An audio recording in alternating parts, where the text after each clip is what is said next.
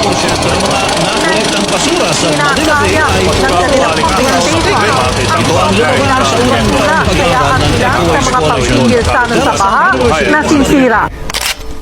Today, I want to share a simple idea inspired by Jose Rizal. Rizal taught us that true love for our country is shown through our actions, not just words. Kung mahal natin ang Pilipinas, dapat nakikita ito sa araw-araw na ginagawa natin.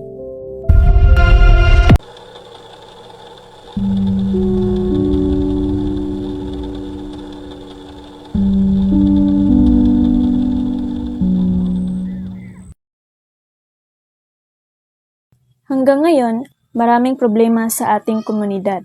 Basura sa kalsada, kawalan ng disiplina, at kakulangan ng malasakit sa paligid.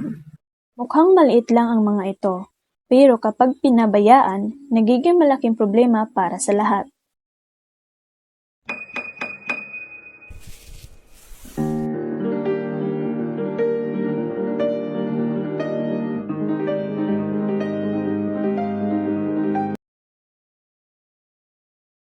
Naniniwala si Rizal na ang pagbabago ay nagsisimula sa sarili. Hindi sapat ang reklamo. Kailangan ng aksyon. Para kay Rizal, ang pagiging mabuting mamamayan ay tunay na anyo ng pagmamahal sa bayan. Kaya ang advokasya na ito ay simple lang. Simulan natin sa maliliit na gawa ng disiplina at responsibilidad.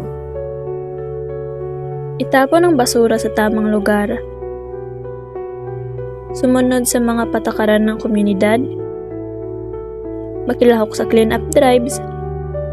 Maging magalang at responsable araw-araw. Kapag sama-sama nating ginawa ito, makakamit natin ang maayos at malinis na komunidad. Ang Pilipinas na pinangarap ni Rizal ay nagsisimula sa disiplinadong mamamayan. Hindi kailangan ng malaking sakripisyo, kailangan lang ng malasakit at pagkilos. Maliit na gawa, malaking pagbabago para sa bayan.